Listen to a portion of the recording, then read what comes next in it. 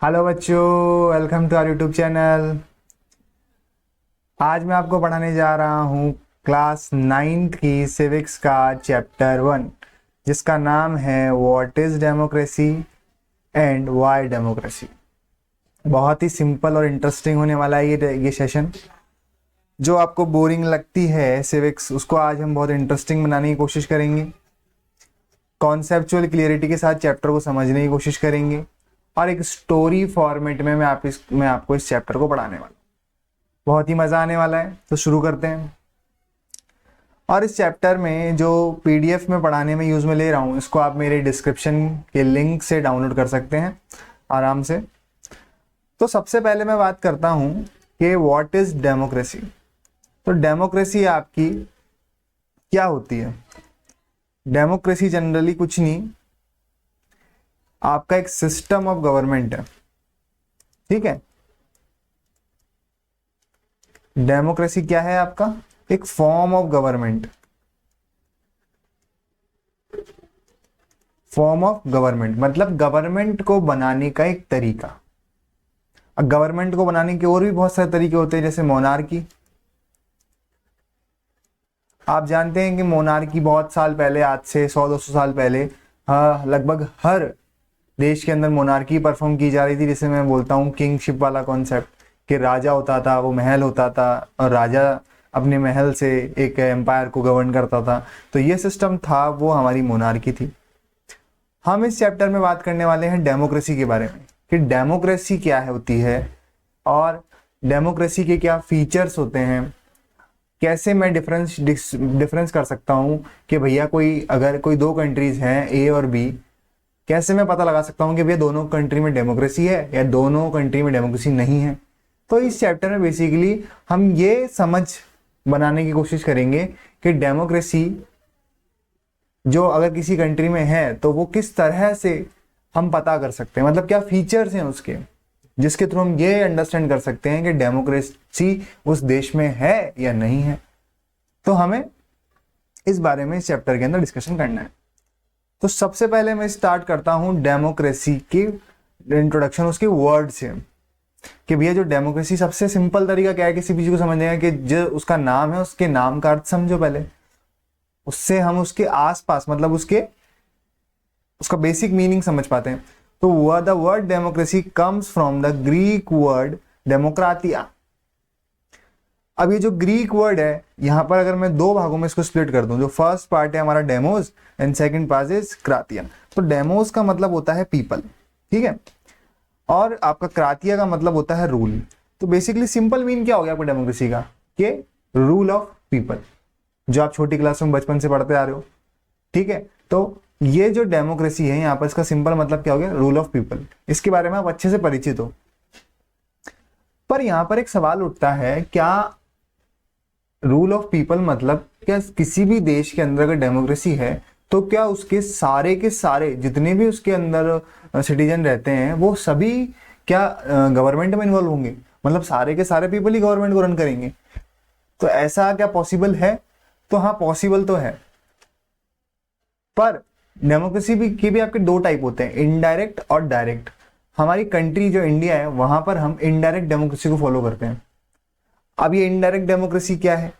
Indirect democracy मतलब ये कि इसमें जनता डायरेक्टली इन्वॉल्व ना होकर अपने रिप्रेजेंटेटिव्स भेजती है वहां पर। जैसे मोदी जी हमारे, अब मोदी जी को किसने चुना है? भारतीय जनता ने तो चुना है, भारतीय सिटी जो मतलब रहने वाले लोग उन्होंने तो चुना है। तो यहाँ पर लोग इनडायरेक्टली इन्वॉल्व हैं, क्योंकि अगर आप किसी को अपने काम की जिम्मेदारी दे रहे हो कि भैया आप मेरी तरफ से कर लेना, मतलब वो जो भी कर रहा है वो आपने ही बोला उसे करने के लिए, मतलब वो आपकी चॉइस से वो सारे काम हो रहे हैं। तो आप कहीं ना कहीं डायरेक्टली इन्वॉल्व हो गए ना उस काम में, इनडायरेक्टली इन्वॉल्व हो गए ना, डायरेक्टली तो नहीं हो।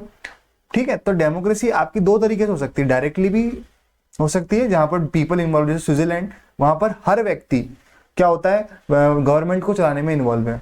ठीक है, वहीं पर इंडिया के अंदर कैसी इनडायरेक्ट डेमोक्रेसी।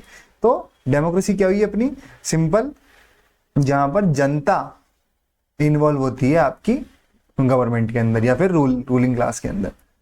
और अगर इसकी डेफिनेशन देखें तो democracy is a form of government in which the rulers are elected by the people.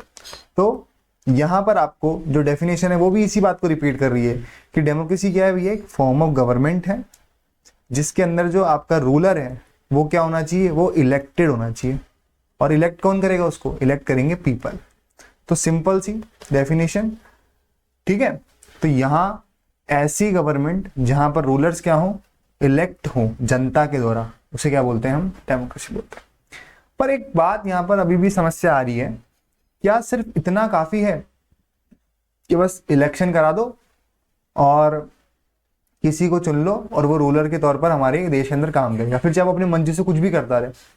जैसे मान लीजिए कि मोदी जी को आज हमने हमारा देश का प्राइम मिनिस्टर सेलेक्ट कर रखा है और इलेक्शन के थ्रू करा है। अब वो कल को मान लीजिए कि आपके जो भी राइट्स हैं वो सारे के सारे राइट्स को खत्म कर दे, मतलब राइट टू इक्वालिटी जो हमारी कंट्री में हमारा कॉन्स्टिट्यूशन हमें प्रोवाइड कराता है, जीवन जीने का अधिकार, राइट टू लाइफ जो है, इक्वालिटी का राइट है, क्या आपको अपने रिलीजन को फॉलो करने का जो राइट है, मान लो कल को ये सारे राइट है तो छीन लिए जाए, तो क्या हमारी कंट्री एक डेमोक्रेटिक कंट्री रहेगी?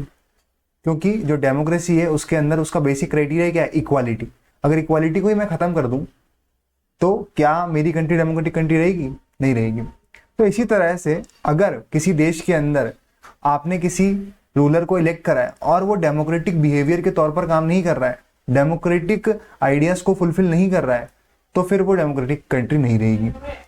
तो यहाँ पर सिर्फ इलेक्शन करने से और रूलर को चुन लेने से ही काम खत्म नहीं होता, आगे और भी बहुत सारे फीचर्स है जिनको फॉलो करना पड़ता है, जब जाकर कोई कंट्री डेमोक्रेटिक कंट्री कहलाती है, ठीक है। आज के जो टाइम की बात करूं तो every government in contemporary world wants to call democracy even if it is not. आज के टाइम में हर कंट्री ना खुद को डेमोक्रेसी कंट्री बोलना चाहती है। क्यों भाई, ऐसा क्या है डेमोक्रेसी में? देखिए, डेमोक्रेटिक कंट्री बनने के अपने बहुत सारे फायदे हैं। तो डेमोक्रेटिक बनने के पॉलिटिकल फायदे हैं और साथ ही साथ आपके पॉलिटिकल फायदा है और आपको इकोनॉमिक फायदा है। कैसे भाई? देखिए, पॉलिटिकल फायदा ऐसे है कि जब आप अपने आप को डेमोक्रेटिक कंट्री बोलते हो तो डेमोक्रेसी को एक अच्छी फॉर्म ऑफ गवर्नमेंट माना गया है। और वो अच्छी फॉर्म ऑफ गवर्नमेंट कैसे माना गया है वो इस चैप्टर में आगे हम डिस्कस करने ही वाले हैं। पर एक बार के लिए आप मानिए कि ये एक अच्छी फॉर्म ऑफ गवर्नमेंट माना गया है पूरे वर्ल्ड के अंदर। तो जो कंट्री अपने आप को डेमोक्रेटिक कंट्री बोलती है, कहीं ना कहीं उसके रिलेशन, इंटरनेशनल रिलेशन अच्छे रहते हैं दूसरे देशों के साथ। और अगर आपके व्यवहार अच्छे हैं अपने दोस्तों के साथ तो वो आपके साथ व्यापार भी करेंगे अच्छा। तो पॉलिटिकल रिलेशन अच्छे होने की वजह से इकोनॉमिक फायदे भी होते हैं उन कंट्रियों को। इसलिए जनरली हर कंट्री अपने आप को डेमोक्रेटिक कंट्री कहना चाहती है। पर ये कैसे पता लगाएं हम कि ये कंट्री डेमोक्रेटिक कंट्री है या नहीं है?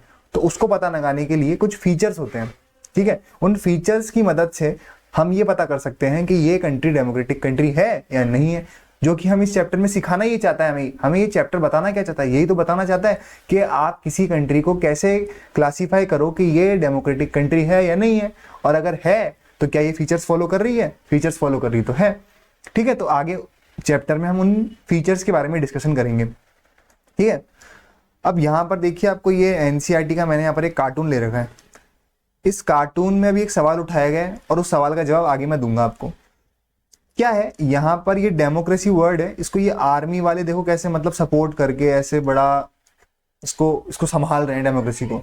तो यहाँ ये कार्टून जो है ये ईरान के कंटेस्ट में बना है। ईरान में क्या हुआ था एक बार, ईरान के अंदर 2003 के अंदर गवर्नमेंट थी सद्दाम हुसैन नाम के एक लीडर की। उसकी गवर्नमेंट को डेमोक्रेटिक गवर्नमेंट बनाने के लिए यूएसए और जो बहुत सारी फॉरेन पावर्स थी पावरफुल, उन्होंने अपनी आर्मी भेजी ताकि ईरान के अंदर डेमोक्रेसी सेटअप हो सके। तो ये वही सोल्जर हैं यूएसए वाले और फॉरेन सोल्जर्स हैं जो कहीं ना कहीं ईरान के अंदर डेमोक्रेसी को बचा रहे हैं। तो ये आपको कहीं ना कहीं वो कार्टून उस सिनेरियो को शो करने की कोशिश कर रहा है यहाँ पर, ठीक है। तो ये एक मतलब डेमोक्रेसी को एक एग्जाम्पल के तौर पर दिखाया गया आपको। आगे बढ़ते हैं। अब देखिए, फीचर्स ऑफ डेमोक्रेसी, मैंने अभी आपको बताया कि फीचर्स ऑफ डेमोक्रेसी आपको पढ़ना है जो कि बहुत इंपॉर्टेंट है। अब फीचर्स ऑफ डेमोक्रेसी पढ़ने से पहले आपको फीचर्स के बारे में थोड़ा सा मैं आपको बताता हूं। देखिए, फीचर्स क्या होते हैं, पहले फीचर्स वर्ड समझ लीजिए, उसके बाद आप फीचर्स ऑफ डेमोक्रेसी आप खुद उसको और अच्छे से फील कर पाएंगे। मान लीजिए आपको मैंने कोई 2 मोबाइल फोन दिए, ठीक है, और इसमें मैंने आपको टास्क दिया, ये 2 आपके मोबाइल फोन है, एक सैमसंग का है और दूसरा आपका नोकिया का है। और मैंने आपको टास्क दिया कि भाई पता कीजिए इनमें से कौन सा फोन क्या है, एंड्रॉइड है। ठीक है, एंड्रॉइड फोन कौन सा है। तो आप क्या करोगे, आप चेक करोगे, फोन को ओपन करोगे, देखोगे टच स्क्रीन है यार, ये वाला भी टच स्क्रीन फोन है, ये वाला भी आपका टच स्क्रीन फोन है। फिर आप देखोगे यार इसमें व्हाट्सअप चलता है क्या, इसमें भी देखोगे व्हाट्सअप चलता है क्या। फिर आप इसमें देखोगे कि यार इसमें फेसबुक चल रही है, ठीक है यार इसमें फेसबुक चल रही है। अब इस वाले में टच स्क्रीन है, फेसबुक चल रही है, एफ भी चल रही है, पर यहाँ पर आपका टच स्क्रीन तो है पर व्हाट्सअप नहीं चल रहा है, फेसबुक नहीं चल रही है, मान लो इसमें यूट्यूब भी नहीं चल रहा है, और इसके अंदर कोई आपको डिजिटल बढ़िया सा कैमरा भी नजर नहीं आ रहा है, और कुछ फंक्शंस जो आपके जनरली एक एंड्रॉइड फोन में होते हैं कि उसमें एक प्ले स्टोर होता है गूगल का, वो इसमें नहीं है। तो इसमें जो जनरल स्मार्ट फीचर्स है कहीं ना कहीं उनकी कमी है। तो आप सीधा आइडिया लगा लो कि यार इसके अंदर वो फीचर्स ही नहीं है जो एक एंड्रॉइड फोन में होते हैं। तो आप समझ जाओ कि अच्छा यार यहाँ पर तो ये वाले फीचर्स नहीं है, तो ये मेरा क्या है, एक एंड्रॉइड फोन नहीं है। वहीं पर जो आपका ये वाला फोन है इसके अंदर सारे फीचर्स हैं जो एक एंड्रॉइड फोन में होते हैं। तो बेसिकली फीचर्स क्या होते हैं, फीचर्स आपको किसी भी मतलब उसकी पहचान को आइडेंटिफाई करने में, या वो चीज वो है या नहीं है जो आप देखना चाह रहे हो उसको पहचानने में मदद करते हैं। इसलिए यहाँ पर डेमोक्रेसी की फीचर्स क्या है मेरे लिए बहुत इंपॉर्टेंट हो जाते हैं कि डेमोक्रेटिक फीचर्स क्या है, कैसे। सिर्फ क्या कोई एक सिंपल सी डेफिनेशन से ही कोई कंट्री, मतलब जिसने इलेक्शन करा दिए बस वही डेमोक्रेटिक कंट्री हो जाएगी, नहीं, उसको कुछ फीचर्स फॉलो करने पड़ेंगे। और वो कौन से फीचर्स हैं, वो हमारे फीचर्स हैं सिंपल कि भैया major decision by elected leaders in 4। So अब हम डिस्कस करते हैं first feature, major decision taken by elected leaders. देखिए क्या है, मान लीजिए डेमोक्रेसी क्या बोलती है, डेमोक्रेसी बोलती है कि जो आपका रूलर है वो क्या होना चाहिए, इलेक्टेड होना चाहिए। ठीक है, इलेक्टेड होना चाहिए, और सारे डिसीजन क्या लेना चाहिए, ये रूलर ही लेना चाहिए जिसको इलेक्ट किया गया है। ऐसे नहीं कि आपने, ऐसा ना हो कि चुना किसको है और डिसीजन कौन ले रहा है।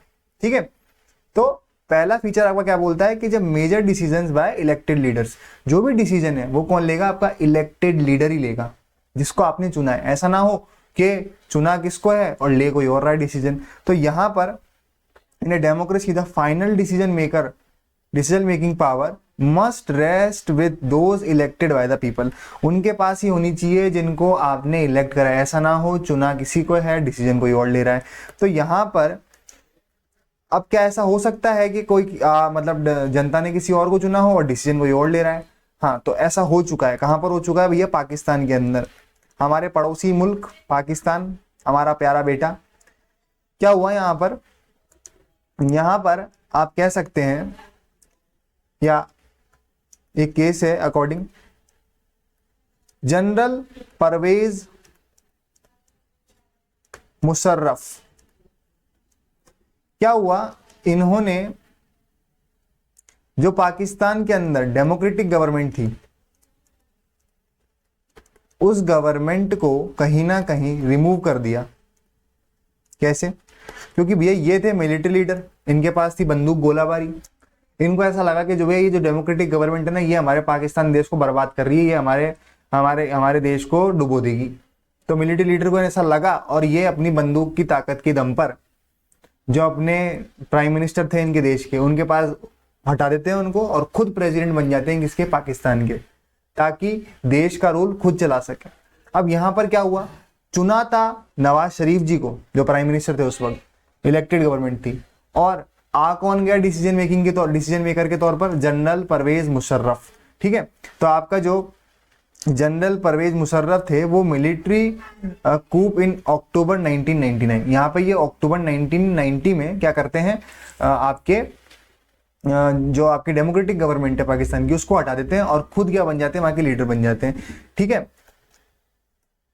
लेटर ही change is designation to president, और बाद में कुछ टाइम बाद, पहले तो वो क्या करते हैं, बस अपनी पावर को कहीं ना कहीं शो कर देते हैं कि भैया अपनी पावर से कि भैया मैं संभालूंगा देश, और कुछ टाइम बाद वो बोलते हैं कि भैया मैं ही प्रेसिडेंट हूँ देश का, जबकि चुना किसी और को गया था, और खुद को वो प्रेसिडेंट के तौर पर पेश करने लग जाते हैं। कहाँ पर, पाकिस्तान के अंदर। In 2002 held a referendum in the country that granted him a 5-year extension।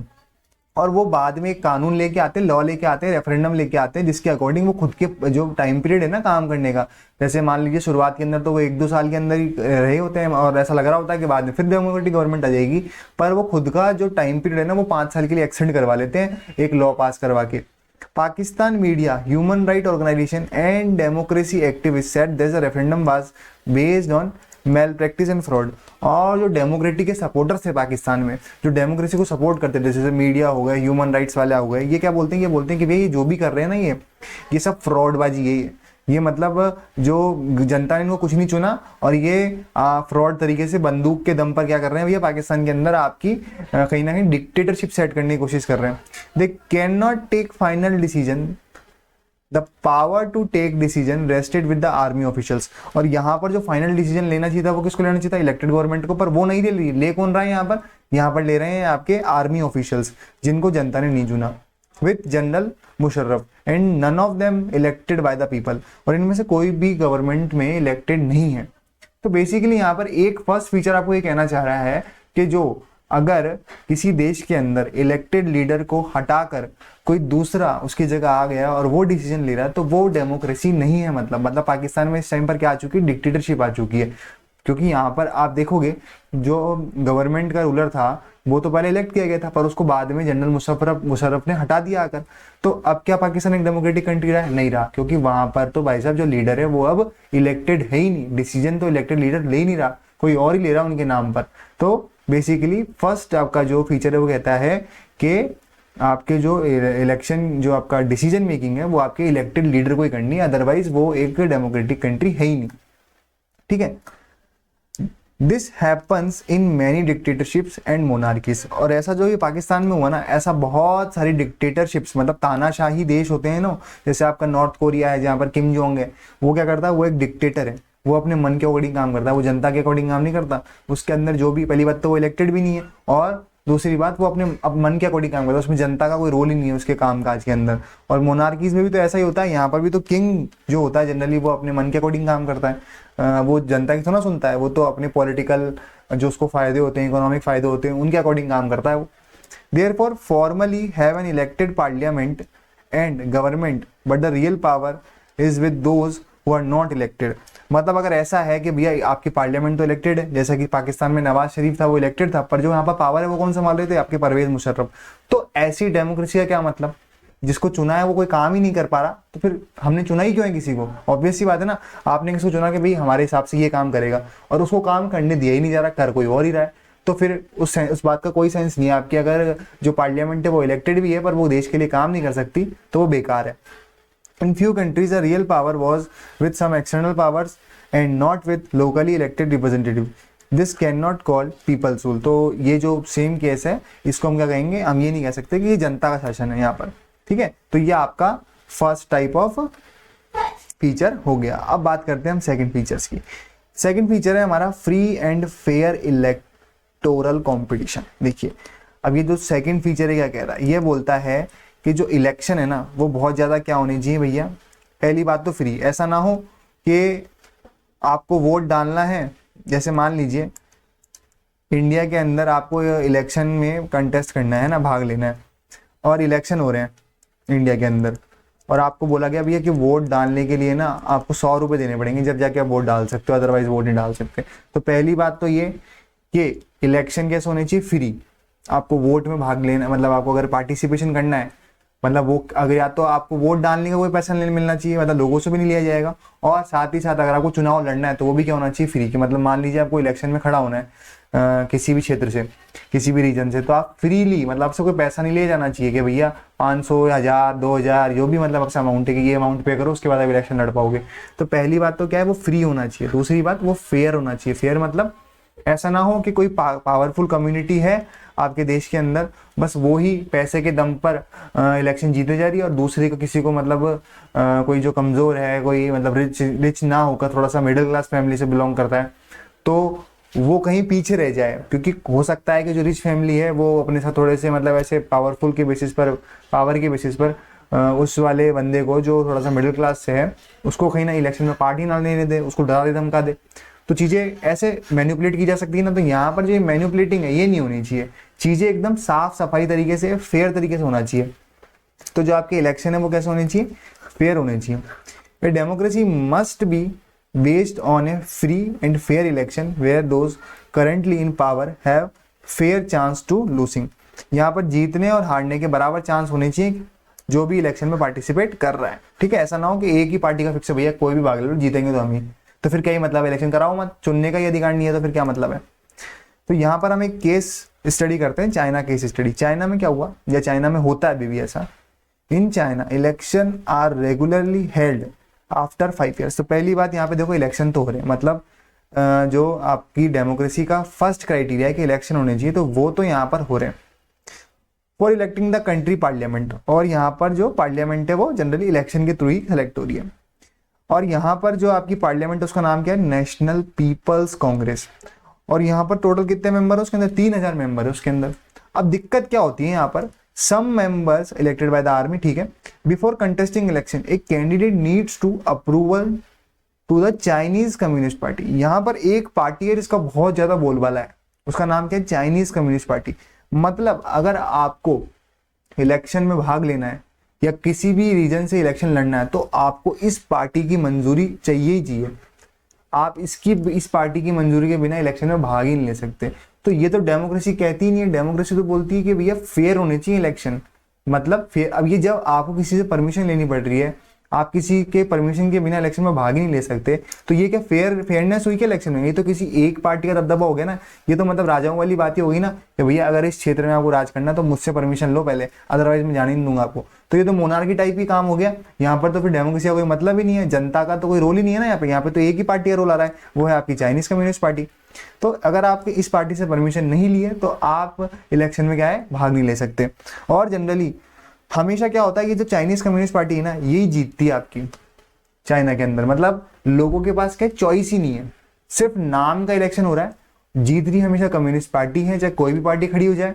Single one party है जो हमेशा चुनाव लड़ती है और उसी के नाम से दूसरे लोग चुनाव लड़ते हैं और जीतते हमेशा वही है। तो यहाँ पर क्या है, कहीं ना कहीं आपको मोनोपोली दिख रही है एक पार्टी की, जो कि डेमोक्रेसी का फीचर नहीं है। डेमोक्रेसी के अंदर क्या होती है, कहीं ना कहीं चॉइस होती है लोगों के पास, चॉइस होना बहुत जरूरी है, क्योंकि इलेक्शन का मतलब ही क्या है, चुनाव, ठीक है।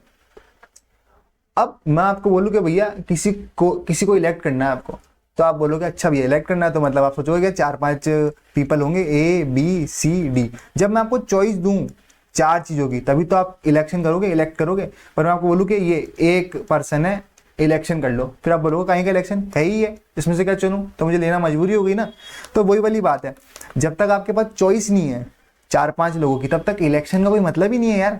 अगर आपके पास चॉइस ही नहीं है, सिर्फ एक ही बंदे को बोल रहा हूँ कि भैया ये इसमें से चुनना है, तो आप क्या बोलोगे कि फिर इलेक्शन नहीं है, तो आपकी मजबूरी हो गई कि इसी को चुनना पड़ेगा। तो फिर इलेक्शन क्या है, इलेक्शन हो ही नहीं अच्छे से, वो डेमोक्रेसी है ही नहीं, क्योंकि वहां पर आपको चॉइस ही नहीं मिल रही। डेमोक्रेसी आपको चॉइस देती है, चॉइस देती है मतलब तभी तो इलेक्शन होंगे ना। इलेक्शन का मतलब क्या है, आपको चॉइस मिल रही है, ठीक है। तो यहाँ पर जो चाइना है वहां पर क्या है, आपको चॉइस नहीं मिलती, वहां पर सिर्फ एक ही पार्टी है जिसको आपको सेलेक्ट करना है, करो तो करो, नहीं बाढ़ में जाओ, वही वाली बात हो गई। तो यहाँ पर आपको क्या है, डेमोक्रेटिक बिहेवियर फॉलो नहीं कर रही है कहीं ना कहीं, क्योंकि यहाँ पर इलेक्शन कैसे है, फेयर नहीं है। जब एक ही पार्टी है तो फिर कहीं के इलेक्शन हो रहे हैं।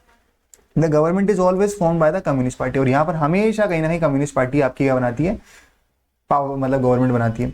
तो ये भी एक डेमोक्रेटिक वे नहीं है। अब दूसरी बात करते हैं मैक्सिको की केस स्टडी की। देखो मैक्सिको की केस स्टडी की बात करूं मैं अगर, हाँ, अब मैक्सिको में क्या है, 1930 से लेकर 2000 तक लगभग 70 साल तक एक ही पार्टी जीत रही है हर बार। और उस पार्टी का नाम क्या है यहाँ पर, उस पार्टी का नाम है भैया हमारा इंस्टीट्यूशनल रेवोल्यूशनरी पार्टी, PRI। इस पार्टी का PRI नाम है और ये लगभग 70 साल से लगातार जीत रही है। तो ये क्या आपके फ्री एंड फेयर इलेक्शन, ऐसा हो सकता है कि 70 साल से लगातार एक ही पार्टी जीती जा रही है? तो मतलब कुछ तो लोचा है भाई साहब। 70 साल से एक पार्टी जीत रही है, मतलब कुछ गड़बड़ी है कि मतलब लोगों के पास चॉइस नहीं होगी या फिर कुछ मैनिपुलेशन वो प्रैक्टिस अपना रहे होंगे। तो वो कौन कौन सी प्रैक्टिस कहीं ना कहीं जो मैक्सिको में फॉलो की जाती है उसके बारे में बात करते हैं। Opposition parties did not contest election but never manage to win. जो आपकी अपोजिशन पार्टी है ना वो जनरली भाग तो लेती है यहाँ पे, मतलब दूसरी पार्टियां हैं, जैसे चाइना की तरह नहीं है यहाँ पे। चाइना में तो आपकी सिंगल पार्टी लड़ रही थी, चाइनीज कम्युनिस्ट पार्टी, पर मैक्सिको में क्या है और दूसरी पार्टीज भी हैं वो इन्वॉल्व है। यहाँ पर अपोजिशन पार्टीज हैं जो कहीं ना कहीं आपकी पार्ट तो ले रही है, पर दिक्कत क्या है, but never manage to win, मतलब जीतती नहीं है कभी। अब ऐसा कर रही क्या है भाई सब PRI party? This PRI known use to many dirty tricks to win, ये बहुत सारे मतलब है ना ऐसे अनइथिकल प्रैक्टिसेस करते हैं जिनकी वजह से दूसरी पार्टी जीत ही नहीं पाती। क्या करते हैं वो? क्योंकि एक तो एक लंबे समय से जब कोई पार्टी लगातार पावर में आ रही है तो उसका कहीं ना कहीं दबदबा इकोनॉमिकली भी बढ़ जाता है, उसके पास अच्छी पावर होती है, पहुंच होती है। अब उस पहुंच का इस्तेमाल करके वो बार बार मैक्सिको में आती रहती है। अब क्या करती है ये party? Teachers of government school use to force parent to vote PRI, वो कहीं ना टीचर्स को और जो सरकारी अधिकारी होते हैं उनको कंपलसरी कर रखा है कि भैया जब भी पीआरआई पार्टी की बैठक होगी आपको आना है। और वहां पर वो टीचर्स को, गवर्नमेंट ऑफिसर्स को ये गाइडेंस देते हैं कि भैया आप अपने आसपास, अपने जो भी मतलब आपके काम के क्षेत्र है उसके अंदर ये चीजें फोर्स करो कि हमें ही वोट देना। ऐसी बातें कहीं ना कहीं वो करवाते हैं। तो teachers of government school use to force parents, वो पेरेंट्स को फोर्स करवाते हैं कि भैया पीआरआई पार्टी को ही वोट दो। और क्या करते हैं वो? मीडिया, लार्जली मीडिया को कंट्रोल करते हैं। जो मीडिया है ना वो अपोजिशन के काम पर ध्यान ही नहीं देती। मतलब अपोजिशन अगर कोई उनकी आलोचना कर रहा है, मतलब कोई बुरा काम कर रही है पीआरआई, तो उसको वो दिखाती नहीं टीवी के ऊपर। सिर्फ जो बहुत ऐसा है जिससे मतलब अपोजिशन पार्टी की का रेपुटेशन डाउन होगी, सिर्फ ऐसे काम को ही शो करती है कौन? आपकी मीडिया। ठीक है, तो मीडिया भी कहीं ना कहीं मिली हुई है, समझ लीजिए आप। या फिर मीडिया को कंट्रोल किया जा रहा है, तो मीडिया को कंट्रोल किया जा रहा है, टीचर्स को कंट्रोल किया जा रहा है। Something that polling booths were shifted from one place to another in last minute. और ऐसा भी होता है कभी कभी तो कि जो आपके पोलिंग बूथ होते हैं जहाँ पे वोटिंग हो रही होती है उनको अचानक से कहीं और शिफ्ट किया जा सकता है। जहाँ अचानक से मतलब क्या, जैसे आज वोटिंग होने वाली तो 1 घंटे पहले पता चला कि भैया वोटिंग यहाँ नहीं हो रही, कहीं और हो रही है। तो ये जो इस टाइप की अनइथिकल चीजें है ना, इन चीजों के थ्रू ही जो पीआरआई पार्टी ना वो जीत रही है। मतलब लग तो ऐसा रहा कि चॉइस है, पर चॉइस है नहीं, क्योंकि पावरफुल है तो एक पार्टी बहुत ज्यादा, तो दूसरी पार्टी को वो जीतनी नहीं दे रही। जैसे ही वो पावर में आ रहे हैं, मतलब पावर में आने से, पावर में बार बार आ चुके तो बहुत पावरफुल हो गए, तो दूसरी पार्टी उसको वो जगह ही नहीं बनाने दे रहे। मतलब ऐसे काम कर रहे हैं जिनसे दूसरी पार्टी कभी जीत ही नहीं पाए। The PRI spent a large some of money in the campaigns for its candidates, और वो बहुत ज्यादा पैसा खर्च करती है। मतलब कहीं ना कहीं ऐसी स्कीम्स लेके आती हैं जिससे लोग अट्रैक्ट हों और पैसे के थ्रू चीजों को मैनेज करने की कोशिश करती है। तो यहाँ पर भी क्या हो रहे हैं? फ्री एंड फेयर इलेक्शन नहीं हो रहे। तो दोनों ही केसेस में क्या देख सकते हैं आप कि चाइना और मैक्सिको दोनों के अंदर क्या देखा आपने? चाइना में एक पार्टी थी, चॉइस ही नहीं है, तो इलेक्शन का कोई मतलब ही नहीं हुआ। इलेक्शन का मतलब क्या है? जब चॉइस हो। वहीं पर मैक्सिको में क्या है? वहां पर चॉइस है पर एक पार्टी इतनी मजबूत है कि वो दूसरी पार्टी को आने नहीं दे रही, तो यहाँ भी फ्री एंड फेयर इलेक्शन नहीं हो रहे। तो डेमोक्रेसी के सिर्फ नाम है, यहाँ पर काम नहीं हो रहा डेमोक्रेसी का। जो सेकंड फीचर है वो फॉलो ही नहीं हो रहा। ठीक है, तो holding election of any kinds of is not sufficient, मतलब इलेक्शन होना ही जरूरी नहीं है। इलेक्शन में इलेक्ट करने के लिए आपके पास चॉइस भी होनी चाहिए, तभी तो इलेक्शन का मतलब है। The election must offer a real choice between political alternatives, वहां पे चॉइस ऑफर नहीं होगी ना जब तक डेमोक्रेसी में इलेक्शन का कोई मतलब ही नहीं है। तो जो मैक्सिको और चाइना जैसे इलेक्शन हो रहे हैं तो वो इलेक्शन नहीं है। तो मैं कह सकता हूं कि मैक्सिको और चाइना कहीं ना कहीं आपकी डेमोक्रेटिक कंट्री नहीं है।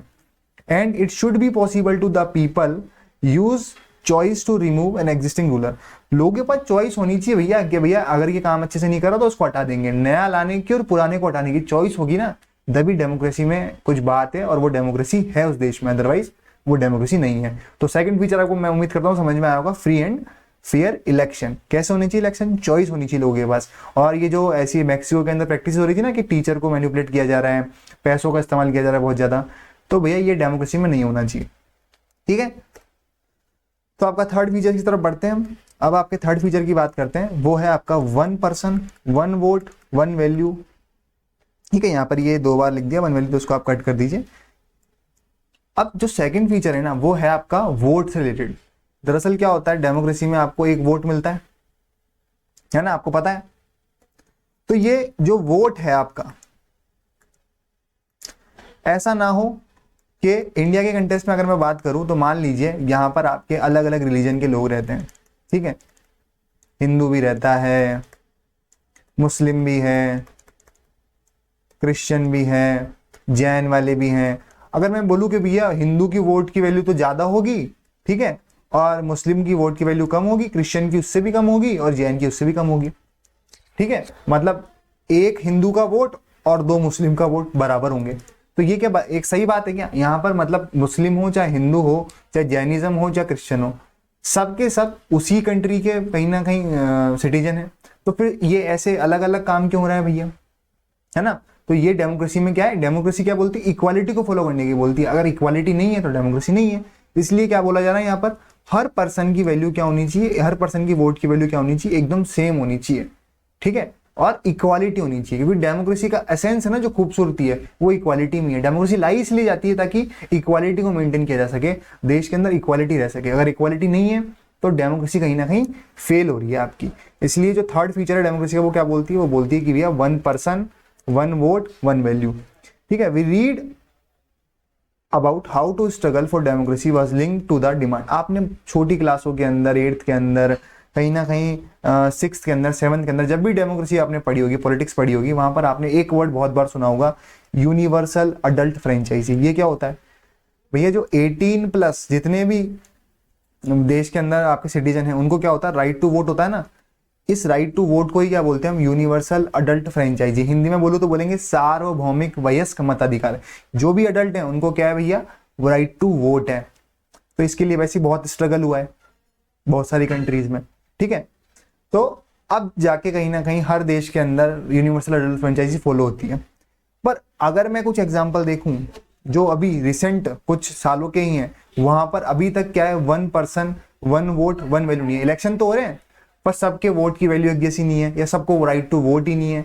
तो इस तरह की कुछ चीजें अभी भी हो रही है, तो मैं उसे क्या बोलूंगा, डेमोक्रेटिक कंट्री नहीं बोलूंगा। अगर वहां पर हर सिटीजन को राइट टू वोट नहीं है जो कि अडल्ट है, तो वहां पर वो एक डेमोक्रेटिक नेशन के तौर पर उसे मैं सेलेक्ट नहीं कर सकता।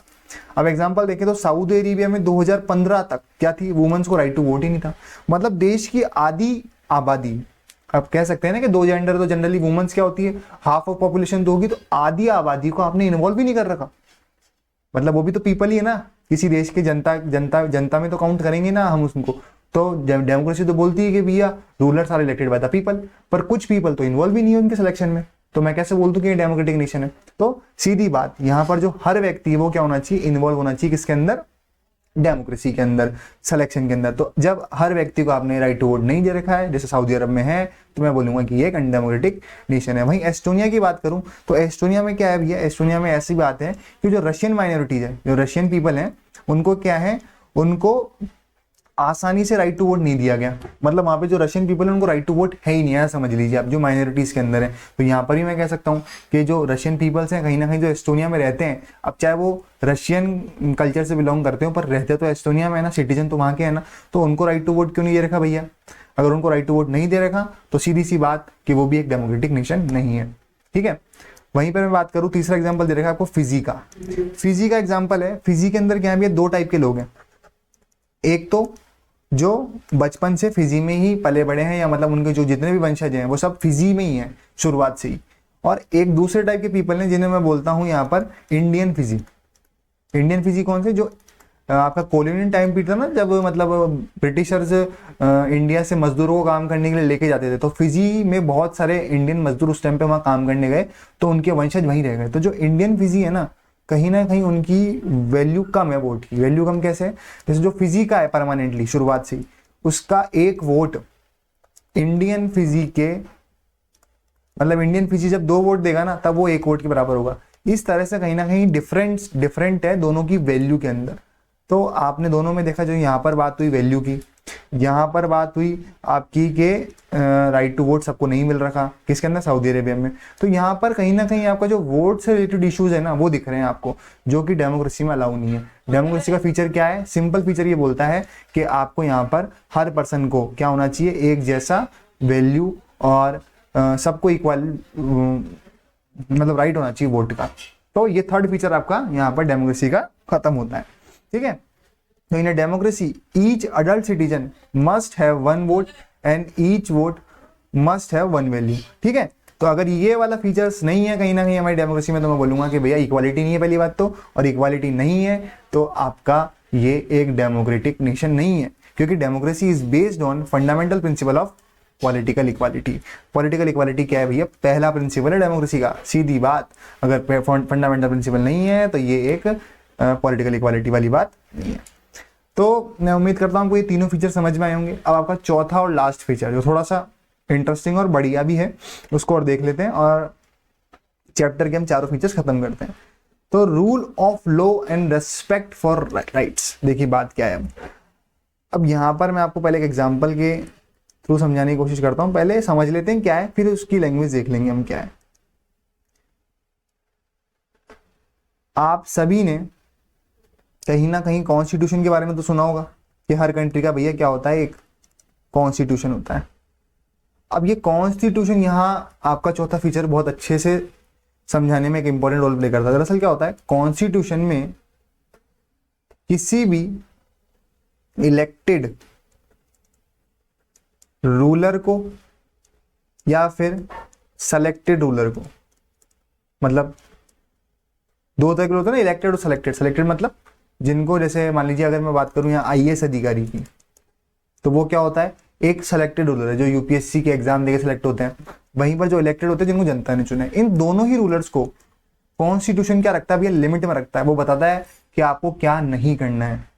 अगर आप कहीं ना कहीं जो राइट्स सिटीजन को दे रखे हैं, किसने, आपके कॉन्स्टिट्यूशन ने, ये रूलर्स अगर उनको वॉयलेट कर रहे हैं तो ये सही बात नहीं है। क्योंकि डेमोक्रेसी क्या बोलती है, यहाँ पर कहीं ना कहीं किसका रूल है, किसी रूलर का रूल नहीं चलना चाहिए, रूल चलना चाहिए लॉ का, रूल ऑफ लॉ।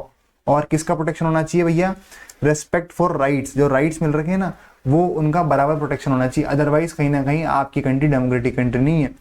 ठीक है, जिन रूलर्स को जनता ने इलेक्ट करा है वो किसके अंडर में काम करेंगे। अब ऐसा नहीं कि उनको चुन लिया तो कुछ भी करेंगे अपने मन से कि भैया जिसको मन में उसको मार दिया, कल को जिसके जो मन हुआ किसी के कोई से भी राइट से छीन लिए, तो ऐसा नहीं कर सकते। जो रूलर्स हैं उनको कहीं ना कहीं भैया जनता के अनुसार काम करना है और कॉन्स्टिट्यूशन के बाउंड्रीज में काम करना है। ऐसे नहीं कि मन मुताबिक कुछ भी करेंगे, तो लॉ के अकॉर्डिंग काम करना होता है उनको, है ना, अपने मन मुताबिक काम नहीं करना होता। तो a democratic government rules within limits set by constitutional law and citizen right. जो राइट्स कॉन्स्टिट्यूशन ने कहीं ना कहीं दे रखे हैं, एक तो उनको वो वायलेट नहीं करेंगे, और जो लॉ हमारा कॉन्स्टिट्यूशन बोलता है उनको फॉलो करेंगे बराबर।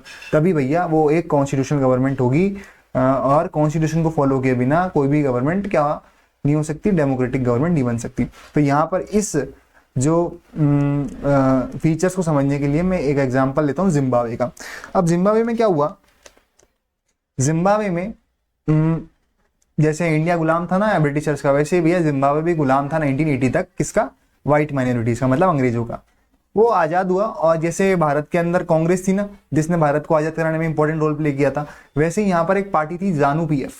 ठीक है, ये जानु पीएफ पार्टी बहुत इंपॉर्टेंट रोल प्ले करती है भैया जिम्बाब्वे को आज़ाद कराने में। The party that led the freedom struggle, और कहीं ना कहीं ये आपके फ्रीडम स्ट्रगल को लीड कर रही है किसके अंदर, जिम्बाब्वे में। अब इसका जो लीडर है उसका नाम है रॉबर्ट मुगबे। ठीक है, जैसे हमारे गांधी जी थे, जवाहरलाल नेहरू थे, वैसे यहाँ पर जिम्बाब्वे में रॉबर्ट मुगबे बहुत फेमस लीडर है। कौन सी पार्टी के, जानु पीएफ के। और ये हर बार जब भी देश ही आजाद हुआ ना, तो ये जब भी इलेक्शन लड़ते थे ना, तो ये रानू मुगबे जीतते थे, और लोग इनको पसंद भी करते थे बहुत ज्यादा। ऐसी बात नहीं कि ये कुछ गलत तरीके से, जो हमने मैक्सिको में देखा है, चाइनीज में देखा है, ऐसा कुछ नहीं हो रहा है यहाँ पे। ये जानु पीएफ बहुत पसंद करे जाते थे लोगों के द्वारा, और इनको लोग खुशी खुशी सेलेक्ट कर रहे थे। पर दिक्कत क्या हुई, जो प्रेसिडेंट मुगबे थे ना वो पॉपुलर थे, बट ये अनफेयर प्रैक्टिसेस करने लग गए पावर के नशे में आकर। मतलब इन्हों कहीं ना कहीं ऐसा हो गया कि यार मैं ही अब तो हर बार, अब एक बार आया हूँ तो हमेशा मैं ही हूँ। तो कहीं ना कहीं ये इस चीज के चक्कर में आकर जो प्रेसिडेंट मुगबे हैं ये करते हैं आपकी, हाँ, कहीं ना कहीं अनफेयर प्रैक्टिसेस कर देते हैं। एक मिनट रुकिए, क्या हो गया, 1 सेकेंड।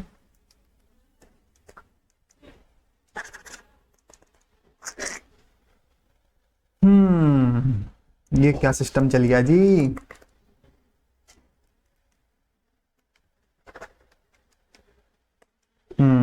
सही हो गया, पता नहीं क्या हो गया था यार, काम ही नहीं कर रहा था, पढ़ाते पढ़ाते पता नहीं क्या क्या हो जाता है।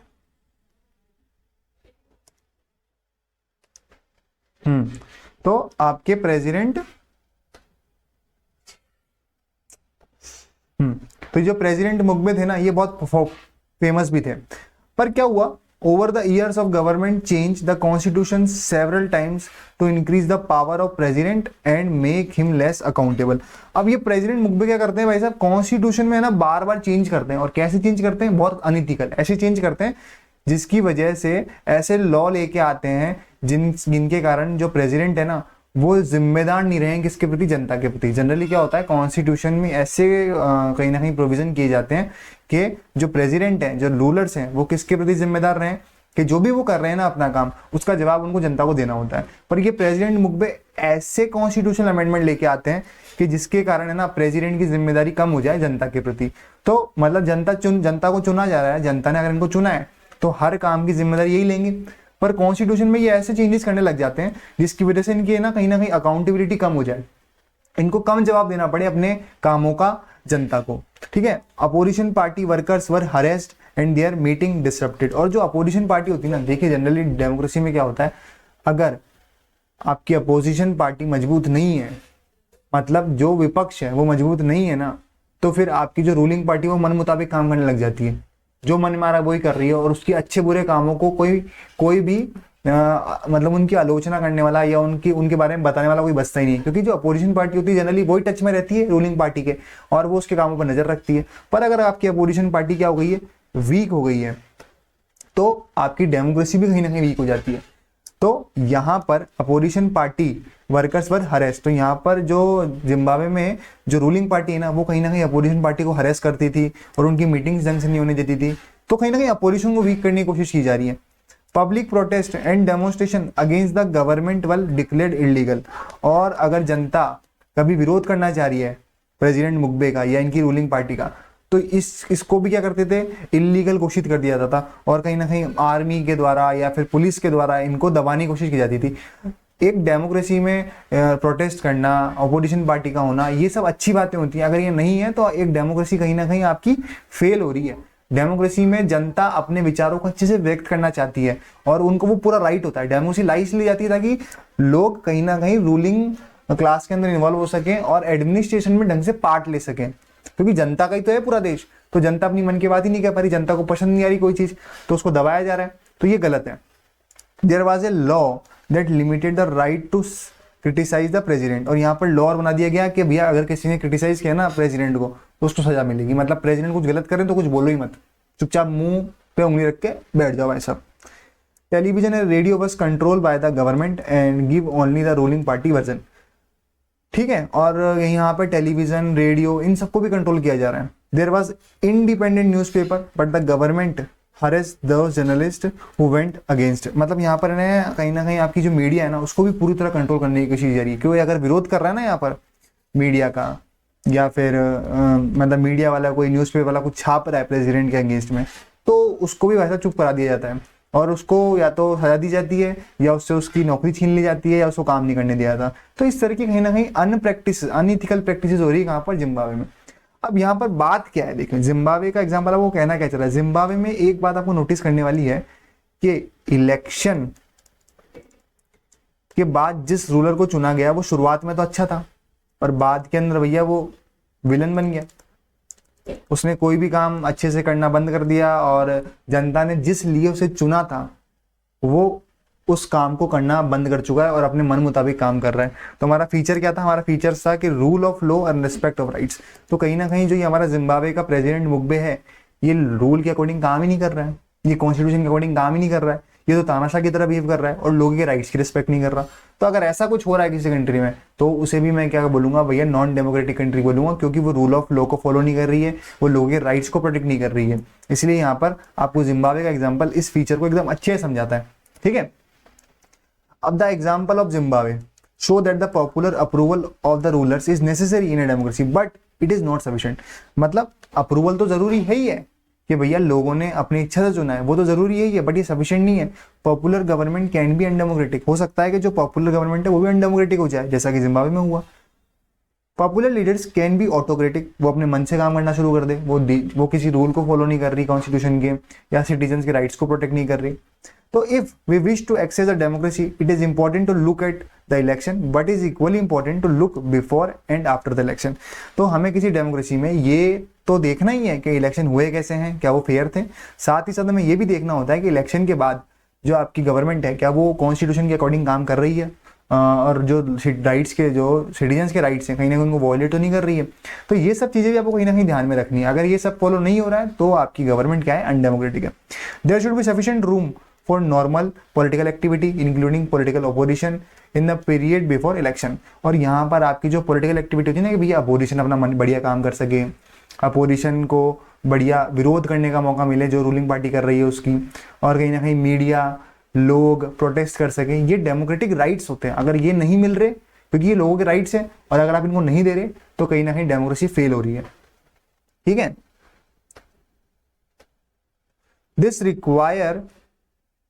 require that the state should be respect some basic rights of the citizens. They should be free to think, have opinion and express these in public from association, protest। तो यहाँ पे ये जो सारे राइट्स है ना कि भैया बेसिक राइट कैसे, कि फ्री टू थिंक, सोचने का अधिकार। ऐसा नहीं हो कि भैया लोगों को मजबूर किया जा रहा है कि भैया प्रेसिडेंट के बारे में कुछ गलत नहीं सोचोगे, अदरवाइज पिटाई हो जाएगी।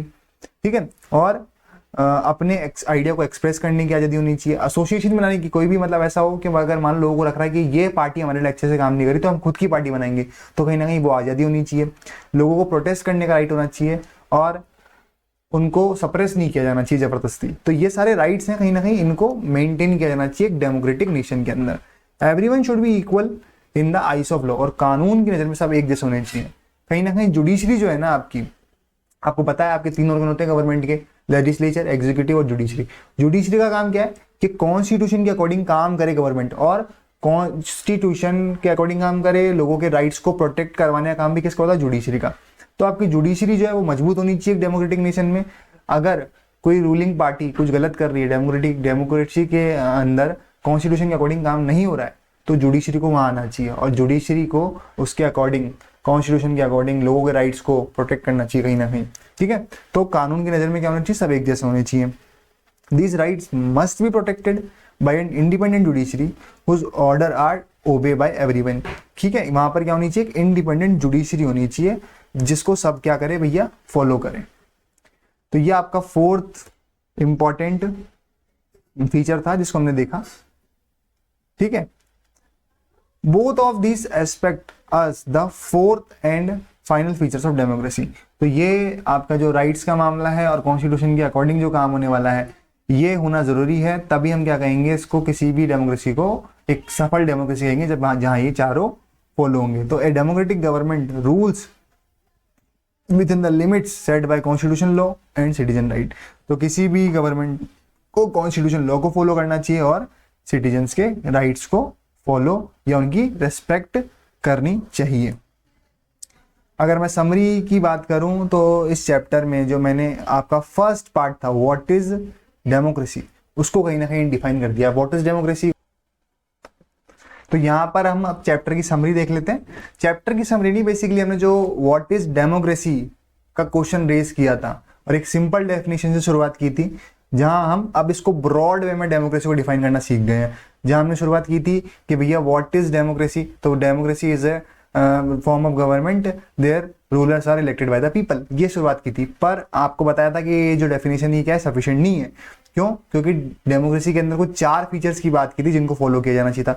तो ये 4 फीचर्स क्या थे आपके, rulers are elected by the people and take all the major decision. पहला बात तो ये देखा था हमने, और दूसरा क्या देखा, election offer a choice of fair opportunity, कि भैया इलेक्शन में ऐसे 4-5 पार्टी होनी चाहिए, ऐसे नहीं कि है ही एक और बोलो इलेक्ट करो। फिर इलेक्शन का मतलब ही क्या हुआ, चुनाव कब हो सकता है, जब चुनने के लिए 4-5 चीजें हों, है ही एक, फिर कहेंगे चुनाव। मैं बोलूँ कि भैया लड्डू खाओगे, बर्फी खाओगे कि चमचम खाओगे, तो आप बोलोगे सर चमचम खाएंगे। पर मैं बोलूँ कि भैया लड्डू खाओगे या लड्डू खाओगे, तो बोलो सर क्या बात कर रहे हो, लड्डू खिला रहे हो, आप तो चॉइस दे ही नहीं रहे। तो वही वाली बात है, तो लड्डू, बर्फी और चमचम सब होना चाहिए, तभी चुनाव हो सकता है, अदरवाइज लड्डू में कोई चुनाव नहीं होता। ठीक है, थर्ड चीज है हमने देखी, this choice and opportunity is available to all the people and equal basis. और जो चॉइस है ना वो सबको अवेलेबल होनी चाहिए। सबको कैसे अवेलेबल होगी भैया, राइट टू वोट देकर, 1 पर्सन 1 वोट 1 वैल्यू के थ्रू, कि भैया सभी को अपने रूलर को चुनने का अधिकार हो। अगर किसी को नहीं है, क्योंकि बेसिकली डेमोक्रेसी बोलती क्या है, rulers are elected by the people, तो पीपल में तो सभी आते हैं ना, ऐसे तो होगा नहीं कि भैया सिर्फ आधी जनता को दीजिए आधी को नहीं दे, फिर आधे लोगों को क्यों नहीं दे रहे, दे तो सबको दो। तो डेमोक्रेसी बोलती है कि भैया जो रूलर्स को चुनने का अधिकार है वो क्या होना चाहिए, सबको इक्वल होना चाहिए, इक्वल बेसिस पर। और the exercise of the choice idea government is limited by the basic rules and constitution. जो कहीं ना कहीं रूलिंग का तरीका होगा कि रूल्स किस वे में करना है उनको, अकॉर्डिंग टू कॉन्स्टिट्यूशन, कॉन्स्टिट्यूशन के दायरे में करना है, उससे बाहर नहीं जाना। कॉन्स्टिट्यूशन से बाहर जाके करोगे तो फिर अगर मन मुताबिक काम हो रहा है तो फिर तो डिक्टेटरशिप हो गई, है ना, तानाशाही हो गई ना। कि अगर आप अपने मन से कुछ भी कर रहे हो, मतलब अनइथिकल काम भी अपने मन से हो रहे हैं, किसी पे कोई अंकुश ही नहीं है, ठीक है, तो वो तो क्या हो गई आपकी सिंपल, वो बेसिकली क्या हो गई आपकी डिक्टेटरशिप हो गई। तो डेमोक्रेसी में क्या होता है, जो भी काम होता है ना कॉन्स्टिट्यूशन के दायरे में होता है। तो यहाँ पर आपको डेमोक्रेसी की एक ब्रॉड डेफिनेशन समझ में आई होगी आई थिंक, ठीक है। सिर्फ इतना कहने से काम नहीं चलेगा कि भैया इलेक्शन हो रहे हैं तो भैया ये डेमोक्रेसी की डिसीजन है, नहीं, ये 4 फीचर्स भी फॉलो करेगा ना तब जाके एक डेमोक्रेसी बनती है। तो यहाँ पर आपको डेमोक्रेसी की ब्रॉड डेफिनेशन समझ में आ गई होगी और व्हाट इज डेमोक्रेसी एकदम डेप्थ में आपने समझ ली। तो अब आप शायद क्लियरली कर सकते हैं डिफरेंस के कौन सा देश डेमोक्रेसी है और कौन सा देश डेमोक्रेसी फॉलो नहीं करता। मतलब डेमोक्रेटिक नेशन और नॉन डेमोक्रेटिक नेशन में अब आप डिफरेंस करने के बिल्कुल तैयार हैं, ठीक है। तो आगे की नेक्स्ट वीडियो में हम देखेंगे why democracy, what is democracy, हमने इस चैप्टर में इस वीडियो में क्लियर कर ली है। तो मैं उम्मीद करता हूँ कि आपको समझ में आया होगा और बने रहिए मेरे साथ और देखते रहिए नए गुरुजी। Thank you for watching my video.